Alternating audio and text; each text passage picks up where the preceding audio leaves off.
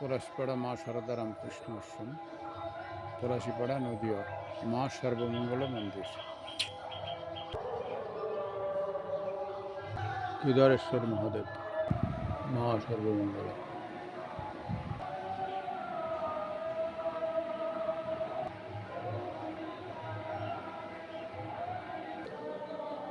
ওম স্থাপকায় চ ধর্মস্য সর্বধর্মস্বরূপিণে অবতার বরিষ্ঠায় রামকৃষ্ণায় তে নমঃ।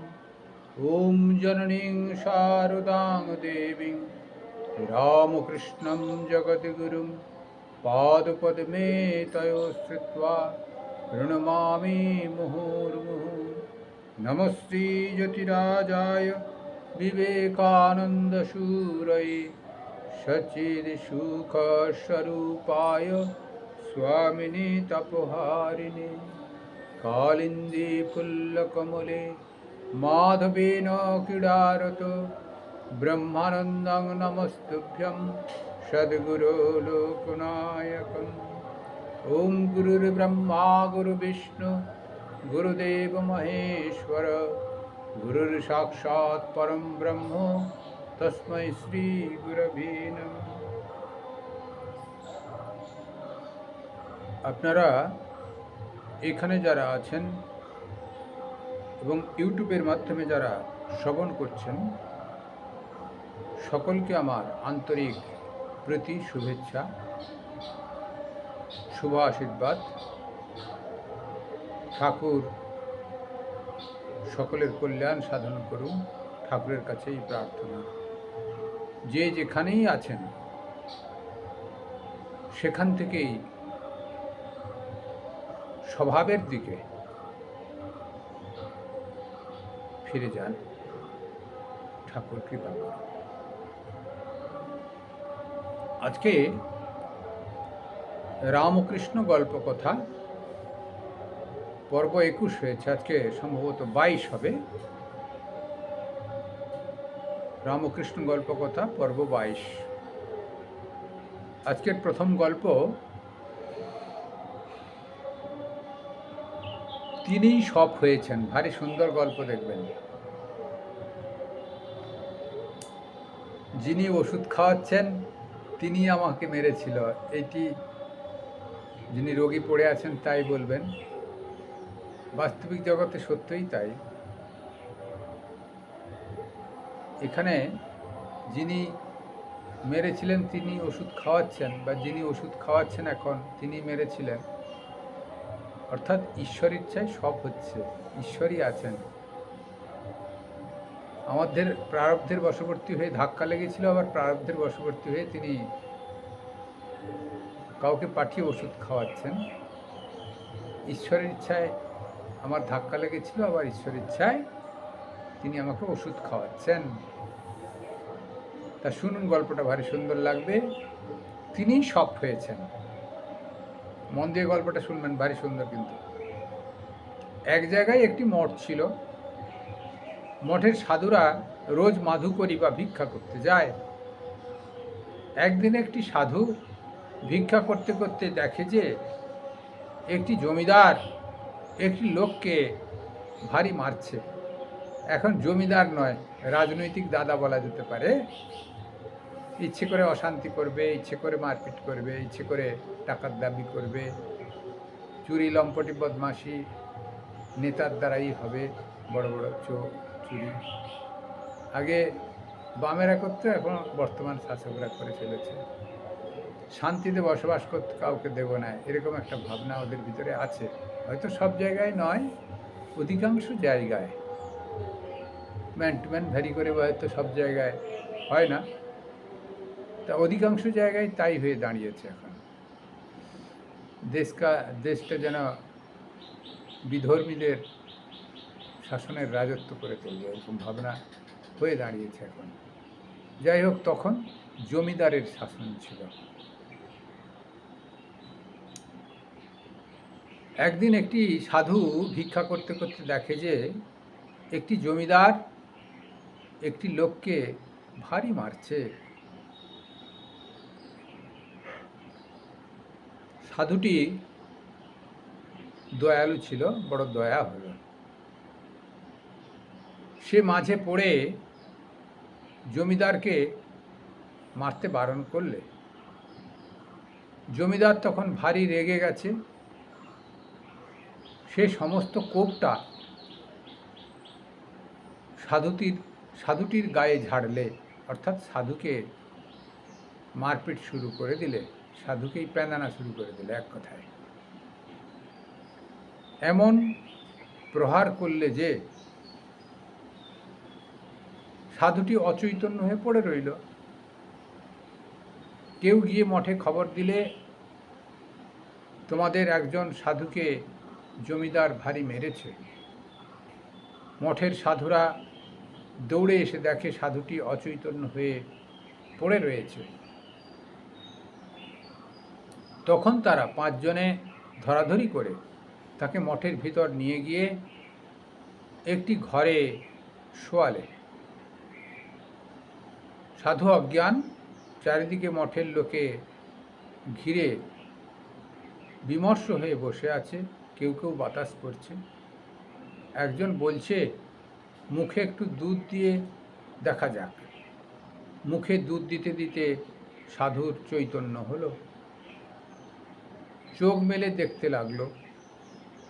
একজন বললে, ও হে, দেখি জ্ঞান হয়েছে কিনা, লোক চিনতে পারছে কিনা। তখন সে সাধুকে খুব চেঁচিয়ে জিজ্ঞাসা করলে, মহারাজ, তোমাকে কে দুধ খাওয়াচ্ছে? সাধু আস্তে আস্তে বলছে, ভাই, যিনি আমাকে মেরেছিলেন তিনিই দুধ খাওয়াচ্ছেন। কি সুন্দর গল্প হলো। মারলো জমিদার, দুধ খাওয়ালো তার গুরু ভাই, কিন্তু যাকে মেরেছিল সেই সাধুটি কি বলছে, যিনি আমাকে মেরেছিলেন তিনি দুধ খাওয়াচ্ছেন। এ তো বিপরীত কেস হয়ে যাবে, বর্তমান যুগের কেস। হ্যাঁ, এখানে সাধুদের দৃষ্টি এইরকমই হবে আর কি, এই কথা বলা হচ্ছে। কেস কাচারি, সামাজিক পরিকাঠামো, প্রশাসন, আইন, সেটা তার মতো চলবে। যিনি প্রহার করেছেন তার সাজা ভগবান তাকে দেবেন। আইন সমাজে আছে, তা আইন তাকে সাজা অবশ্যই দেওয়া উচিত ওর পরিবর্তনের জন্যে। কিন্তু সাধু সে দেখছে যে ঈশ্বরই সব হয়েছেন। ঈশ্বরই যদি সব হয়ে থাকেন, যিনি আমাকে মারছেন তিনি তো ঈশ্বরের একটি রূপ। আবার যিনি দুধ খাওয়াচ্ছেন তিনিও ঈশ্বরের একটি রূপ। তার মানে ঈশ্বরের একটি রূপ, মানে ঈশ্বরের নির্দেশে সবই হচ্ছে, ঈশ্বরই সব করাচ্ছেন। অতএব যারা ব্রহ্মজ্ঞানী হবেন, যারা ঈশ্বর আরাধনায় মাতোয়ারা হয়ে যাবেন, একটা বিশেষ অবস্থা প্রাপ্ত হবেন, তার কাছে দোষযুক্ত কোনো ব্যক্তি নাই।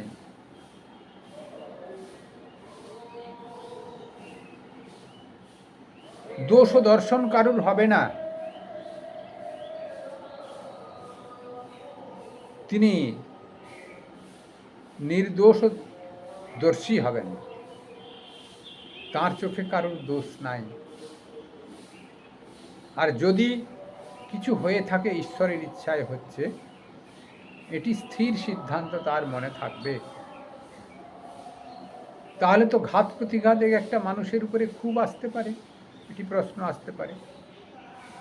হ্যাঁ, তা আসতেও পারে, আবার নাও আসতে পারে। তুমি ঈশ্বরকে ডাকছো প্রাইমারিলি, তা সে ঈশ্বরের সমর্পণ মন হয়নি, তার আগে ঘাত প্রতিঘাত আসবে। তুমি যত সমাজ থেকে সরে যাবে, সমাজ তোমাকে ধাক্কা দিতে থাকবে। সমাজ ধাক্কা দিতে দিতে যখন ফেড আপ হয়ে যাবে, তুমি ঈশ্বরের চিন্তায় বা আত্মচিন্তায় অতি গভীরে প্রবেশ করছো, তখন তোমার বডিগার্ড হিসেবে ভগবান কাজ করবেন। কারণ শরীর থেকে মন ঈশ্বরের দিকে চলে গেছে, শরীরে তোমার মন নাই, সমাজে তোমার মন নাই। সেই জন্যে সেই সময়েতে যেন বিশেষ প্রোটেকশান, যতদিন ঈশ্বরের চরম অনুভূতি না হয়, একটু বিশেষ বিশেষ প্রোটেকশান ভগবান কাউকে না কাউকে দিয়ে দেবেন। তাহলে এটা মার হলো কেন? হ্যাঁ, চরম অবস্থা প্রাপ্তের আগেই এটা হয়। যখন চরম অবস্থা প্রাপ্ত হয়েছে, তখন সে দৃষ্টিতে দেখছে যে মেরেছিল সেই দুধ খাওয়াচ্ছে। অর্থাৎ মারের পরে কি চরম অবস্থা প্রাপ্ত হলো? তা নয়। তিনি মন তার সবসময় চরম অবস্থার দিকে এগিয়েছিল, তাই তিনি দয়ালু মনোভাব পোষণ করেছেন, অদোষদর্শী হয়েছেন। জমিদার তার নিজের স্বার্থের জন্যে লেবারকে কাজ করিয়ে নেয়, নিজের স্বার্থের জন্যে, নিজের সংসারের শ্রীবৃদ্ধির জন্যে অপরকে ছোট করে, বিভিন্নভাবে পয়সা রোজগারের ধান্দা করে থাকে। কিন্তু তিনি অদোষদর্শী এবং ঈশ্বরের করুণাপ্রার্থী, ঈশ্বরের করুণাপ্রাপ্ত ব্যক্তি। তাই প্রত্যেকের ভিতরে ঈশ্বরের করুণা বা ঈশ্বরের প্রকাশ দর্শন করেন বলে বিপদগ্রস্ত ব্যক্তিকে তার হাত বাড়িয়ে দেওয়ার ইচ্ছা জেগেছে। দেখবেন এই সমাজেই বসবাসকারী কিছু ব্যক্তি আছে, শত বিপদ সত্ত্বেও জানে বিপদ আসছে, তাও সে ভালো কাজ সমাজে করতে থাকবে। আবার কিছু ব্যক্তি আছে সমাজের, শত বাধা সত্ত্বেও অসামাজিক কাজ করবে। সে অসামাজিক কাজ থেকে বিরত থাকবে না। মদ গাঁজা খাওয়া তো সাধারণ পরিবেশ এখন হয়ে গেছে। আরও খুন খারাপি, রাহাজানি চরম অবস্থায় করতে থাকবে। সমাজ বিরোধী, দেশদ্রোহিতা, দেশবিরোধী কাজ সবই করতে থাকবে শত বাধা সত্ত্বেও। আবার কারুর শত বাধা সত্ত্বেও সে সমাজের বিভিন্ন কাজ, উপকারমূলক, সমাজ সংগঠনমূলক, সমাজের বিপদগ্রস্ত ব্যক্তিকে কাজ করতে থাকবে। তাকে শত বাধা সত্ত্বেও, তাতে হয়তো বাধা রাজনৈতিক দিক দিয়ে আসতে পারে, সামাজিক বিপক্ষের দিক দিয়ে আসতে পারে। যেমন জমিদার তার বিপক্ষের, সাধুর বিপক্ষে জমিদার ছিল না, একটি লোককে মারছিল সে, সেটিকে বাধা দিতে যেতেই বা সাধুটি ওই ছেলেটি লোকটিকে রক্ষা করতে যেতেই সাধুর পর এসে রাগ পড়ল। পরে হয়তো অনুতপ্ত হতে পারে, তা সে তো পরের কথা পরে। তা সেই জন্যে রোষানল, হঠাৎ রাগ সেটি সাধুর উপর পড়ল, না হয়তো সাধু বিরূপ নয় তিনি। যাই হোক, আমাদের উদ্দেশ্য হচ্ছে সর্বভূতে ঈশ্বর দর্শন। এই মহারাজ সর্বভূতে ঈশ্বর দর্শন করছেন। যিনি প্রহার করেছেন বা যিনি দুধ খাওয়াচ্ছেন একই ব্যক্তি, অর্থাৎ ঈশ্বরই সমস্ত সৃষ্টিকর্তা, স্থিতিকর্তা এবং পালনকর্তা এবং সংহারকর্তা। তিনি জগৎ সৃষ্টি করেছেন, জীব জগৎ করেছেন, তিনিই পালন করছেন, আবার তিনিই সংহার করবেন। অর্থাৎ কেউ যদি না বুঝে কিছু করে থাকেও, তার কাজ তিনি করেছেন। সাধু সাধুর কাজ করবে, তিনি আত্ম সন্ধানে এগিয়ে যাবেন। আত্মসন্ধানের জিষ্ট হচ্ছে ঈশ্বরই সর্বভূতে আছেন। ঈশ্বর ছাড়া আর কিছুই নাই। তিনি সব হয়েছেন। শত্রু, মিত্র, বন্ধু, বাবা মা, ছেলে, সমাজের যা কিছু, ছাগল, গরু, ভেড়া, পাথর, মায়ের মূর্তি, কি শিবের মূর্তি, কি আমাদের পোষ্য কিছু যদি সমাজে থাকে, সবই ঈশ্বরের প্রকাশ। তিনিই সব হয়েছেন। এইটির নাম জ্ঞান। এইটি হয়ে গেলে হয় শরীর চলে যাবে, নচেৎ লোকশিক্ষক হিসেবে কিছুকাল থাকবেন। তাঁর উদার ভাব, উপলব্ধির ভাব ব্যক্ত করার জন্যে ভগবান তাকে কিছুকাল রেখে দিবেন সমাজে। সেই জন্যে যিনি ব্রহ্মজ্ঞানী মহাপুরুষ, যিনি ঈশ্বর উপলব্ধি করেছেন, তিনি সর্বভূতে সেই ঈশ্বরের সত্তাকে দর্শন করবেন। তিনিই সব হয়েছেন। সর্বভূতে সেই প্রেমময়। সর্বম খল্লিদম ব্রহ্ম। আস্তম্ভ পর্যন্ত, আব্রহ্মস্তম্ভ পর্যন্ত ব্রহ্মস্বরূপ। তিনি আছেন, ঈশ্বরই আছেন, ইষ্টই আছেন, গুরুদেবই আছেন, আর কিছু নাই। যারা গুরুকে বিশ্বাস করেন, সদ্গুরুকে, সর্বভূতে গুরুদেব আছেন। যারা ইষ্টকে বিশ্বাস করেন, যিনি ব্রহ্মজ্ঞানী মহাপুরুষ ইষ্ট হিসেবে আছেন, লোকাল গুরুর কথা আমি বলছি না, বা লোকাল ইষ্ট যাকে বলে নাচানাচি করে, সেসব জাহান্নামে যাবে। কারণ তার ভাব, গুরুর ভাব বা ইষ্টের ভাব যেমন, শিষ্যও তাই পাবে, সব জাহান্নামে যাবে। সেগুলির কথা বলছি না। যারা ব্রহ্মজ্ঞানী মহাপুরুষ উপলব্ধি করেছেন, অবতার বা আচার্য, তাদের কথা বলছি। তাদের যদি ইষ্টরূপে বরণ করেন, তারাও ইষ্ট প্রাপ্তি হবে, ইষ্ট দর্শন করতে পারবে। অর্থাৎ তিনিই সব হয়েছেন, এই জ্ঞান হবে। তিনিই সর্বভূতে আছেন। আজকের প্রথম গল্প হচ্ছেন তিনিই সর্বভূতে আছেন, তিনিই সব হয়েছেন। দ্বিতীয় গল্প, আজকের দ্বিতীয় গল্প হচ্ছে সাজের গুণ। এগুলো সব ঠাকুরের গল্প, কিন্তু আমরা আলোচনা করছি মাত্র। সব শ্রীরামকৃষ্ণ দেবের মুখনিসৃত গল্প, আমরা আলোচনা করছি মাত্র। এটা কথামৃতেও পাওয়া যায়, ঠাকুর বলেছেন, সেগুলো বিভিন্ন জায়গা থেকে সংগৃহীত হয়েছে। সেসব গল্প সাধু মুখে বয়ে চলেছে, আবার কিতাব আকারে, শাস্ত্র আকারেও বেরিয়েছে, ছোটোখাটো বই আকারে দেখবেন। রামকৃষ্ণ গল্প সম্ভার এরকম বই আছে, সেখানেও পাওয়া যাবে। তা সাজের গুণ। এক জেলে রাত্রে এক বাগানে জাল ফেলে মাছ চুরি করছিল। গৃহস্থ জানতে পেরে তাকে লোকজন দিয়ে ঘিরে ফেলল। কারণ জাল যখন ফেলেছে, ঝপাত করে শব্দ হয়েছে। অধিক রাত্রিতে যদি হতো, হয়তো সব ঘুমিয়ে পড়তো। এমন সময় জাল ফেলেছে, তখন সব সজাগ ছিল। তা তখন গৃহস্থ জানতে পারে, তাকে লোকজন দিয়ে ঘিরে ফেলল। মশাল টশাল নিয়ে চোরকে খুঁজতে লাগলো। তা তখন টর্চ লাইট ছিল না, মশাল জ্বালিয়ে যাওয়া হতো। একটা না একটা ব্যবস্থা সবসময় আছে, আলোর জ্বালানোর ব্যবস্থা, অন্ধকারকে নিবারণের ব্যবস্থা। যখন গল্প রচনা হয়েছে, তখন মশাল টশাল জ্বালা হতো। আমরাই ছোটোবেলায় দেল লাইট দেখেছি, হার্কিল লাইট দেখেছি, যেগুলোতে যাত্রা গান, যাত্রাপালা হতো। এখন জেনারেটর ছাড়া হবে না, তখন ওই দেল লাইটই হতো। তখন জেনারেটর ঠিক আবিষ্কার হয়নি, পরবর্তীকালে আবার হলো, দেখলাম কিছুকাল পরেই হয়ে গেল জেনারেটর।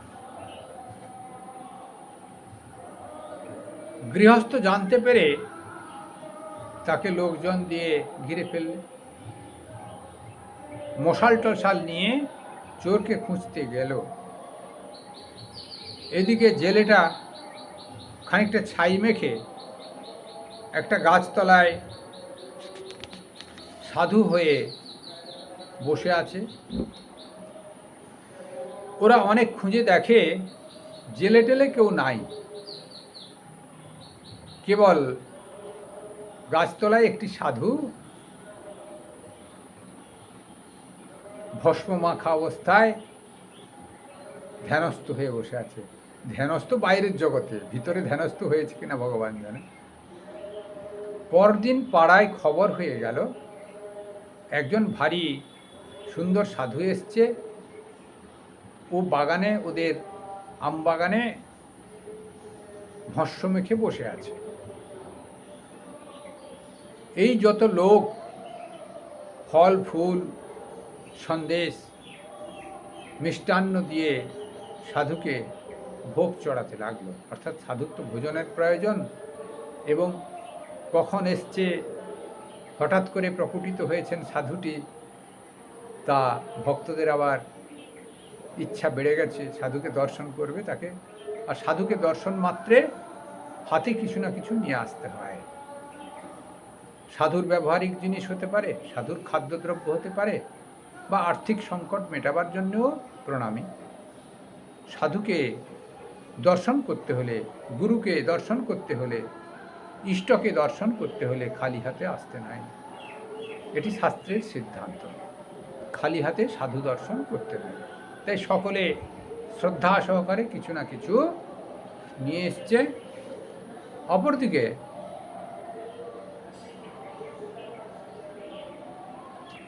সাধুটি ভাবছে,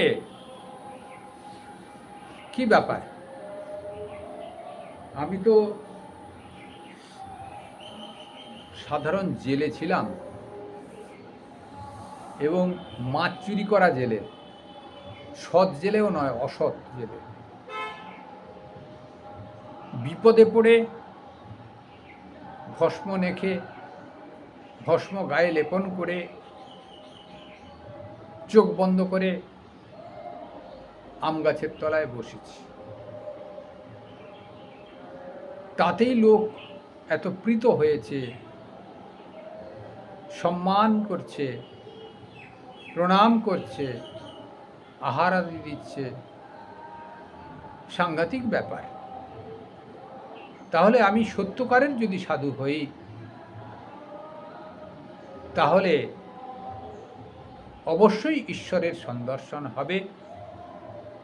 পুজো পদ্ধতি তো মানুষ করছে, সেটা তো করতেই থাকবে, কিন্তু আমার যে আত্মসন্দর্শন,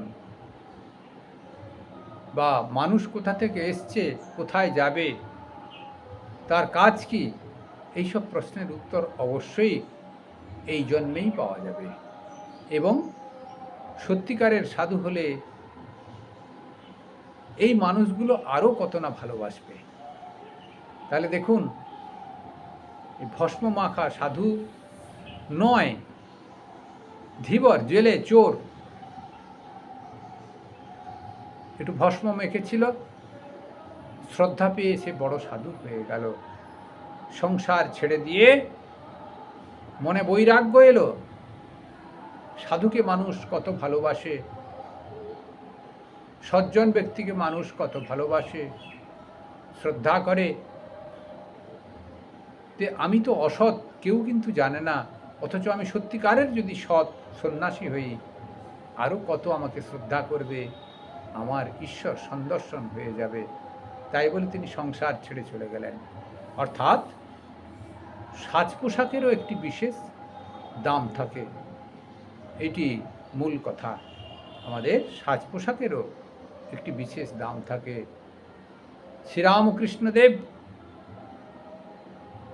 পাইনদের ওখানে শিব সেজেছেন, সমাধিস্থ হয়ে গেছেন। শিবের পোশাক যে গায়ে লাগিয়েছেন, স্বয়ং শিব। যাত্রাপালা করছেন তা নয়, আমি একটা মানুষ পোশাক লাগিয়ে যাত্রাপালা করছি তা নয়, তিনি স্বয়ং শিব সমাধিস্থ হয়ে গেলেন। তো যাত্রা নাটক কি হবে? এই গদাইকে নিয়ে পুজো শুরু হয়ে গেল। নটি বিনোদিনী নাটক দেখতে গেছিলেন শ্রীরামকৃষ্ণদেব। নটি চৈতন্য ভূমিকা অভিনয় করছিলেন, দিয়ে গান গাইতে গাইতে সমাধিস্থ মূর্ছিত, বাইরের জগতের মূর্ছিত অন্তর্জগতে প্রতিষ্ঠিত হয়ে তিনি স্থির হয়ে গেলেন, পড়ে গেলেন।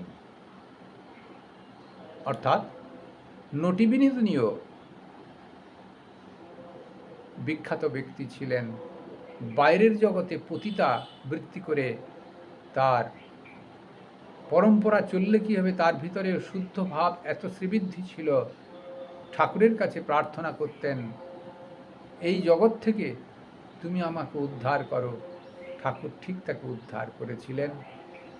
সেই জন্যে বাইরের জগতে যে যা করছে দোষ নাই, প্রারব্ধের বশবর্তী হয়ে করে, কিন্তু মন যদি তীব্র বৈরাগ্য বা ঈশ্বরের প্রতি ধাবিত হয়, তিনি মুক্ত আছেনই, মুক্ত হয়ে যাবেন এবং মুক্ত আছেন। সর্বে ভবন্তু সুখিনঃ, সর্বে সন্তু নিরাময়া, সর্বে ভদ্রাণি পশ্যন্তু, মা কশ্চিৎ দুঃখমাং ভবেৎ। আপনাদের সকলের কল্যাণ হোক, সকলে ভালো থাকুন। জয় ঠাকুর, জয় মা, জয় স্বামীজি, সকলকে ভালো রাখো। জয় মা, জয় মা, জয়। আপনারা পাঠ করবেন, শ্রবণ করবেন, সাবস্ক্রাইব যারা করেননি করবেন, লাইক করবেন, শেয়ার যত ইচ্ছা করবেন। লাইক করলে আপনার কাছে আবার চলে যাবে জিনিসটা, যখন যখন পাঠ করব আপনার কাছে চলে যাবে। লাইক করবেন আর সাবস্ক্রাইব করে রাখবেন। শেয়ার যত ইচ্ছা করুন বন্ধুদের। শ্রবণমঙ্গলম, সন্ধ্যের সময় একটু করে কথামৃত বা রামকৃষ্ণ গল্প কথা একটু শ্রবণ করবেন, মন আনন্দে পরিপূর্ণ হয়ে যাবে। মায়েরই বলছি। জয় ঠাকুর, জয় মা, জয় স্বামীজি।